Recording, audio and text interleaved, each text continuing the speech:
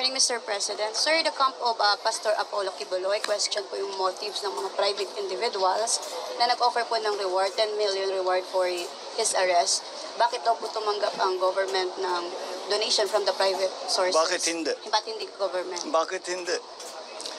They want to help us bring a fugitive to justice. You know, he is a fugitive. He is hiding from the law. Now, if there are private citizens who want to assist the government in that effort to bring him to justice, I do not see what is any. So he can question their motives as much as they want, but magpakita siya. I question his motives. Let me question his motives. Bakit lagi kaming kine-question? Sinusundan lang namin ang batas. Sundin din niya ang batas. Yun lang.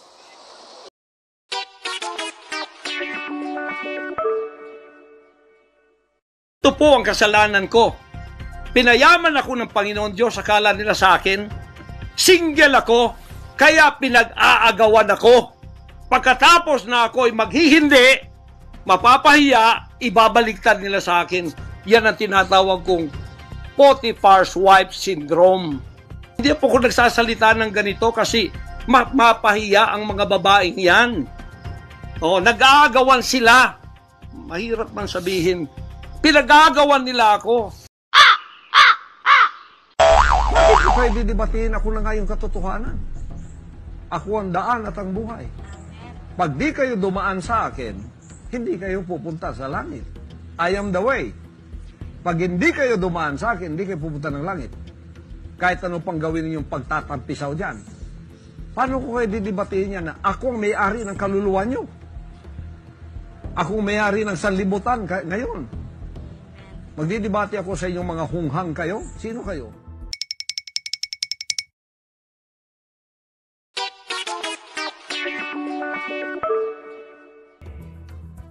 Kaya, pumunta kayo sa akin, sumuko, sumurender, at magsisi na kayo, at iwan ang serpensin nyo, at sundin ninyo ang lahat ng sinasabi ko sa pamamagitan ng mga salita ng aking Ama. Kung hindi, may kalalagyan kayo, igagatong ko rin kayo sa kalan ng impyerno. But you are fooled. Niloloko kayo. Sabihin kayo, siya may-ari ng lahat ng kaluluwa. Nako, hindi ako papayag ikaw may-ari ng kaluluwa ko, no? At kung talaga ikaw may-ari ng kaluluwa, mahigit ng 15 taon yata nung sabihin mo, mamamatay ako. Ba't hanggang ngayon buhay pa ako? 7 bilyon, sabi niya. Mali, wala sa Biblia. Tapos sabi niya, lahat ng ginto sa Amerika, 8,000 metric tons. 5,000 sa Germany. Ano sabi niya? Kaya ito Bisaya, ako na tanan. Akin lahat yan. Paano ka maniniwala dyan? Hindi naman reality yan, kapatid. In reality, in spirituality, hindi totoo na kanya yan. Ang katunayan nga, yung mga miyembro niya, nagpapalimos pa. At kung totoo yan, ba't pinagpapalimos mo mga miyembro mo? There will be no other Christ anymore. He is claiming to be Christ and the appointed Son. The appointed Son do not need to be substituted by anybody else. No?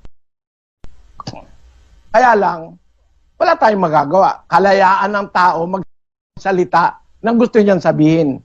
No? Pero, kung gusto niyong makita yung totoo, maniwala kayo sa Biblia. Hindi sa katha, kuro-kuro. Maraming kuro-kuro ito galing sa sarili, wala naman sa Biblia. Pero mo, siya luluhod daw lahat ng tao sa kanya. Nako, hindi ako luluhod sa'yo. Kahit patayin mo ako, hindi ako luluhod sa'yo. No? Luluhod ako sa'yo? Never. Sana, mamatay na lang ako. Kesa lumuhod ako sa'yo. Alam kong bulaan kang Kristo eh. Yun ang sagot ko, kapatid.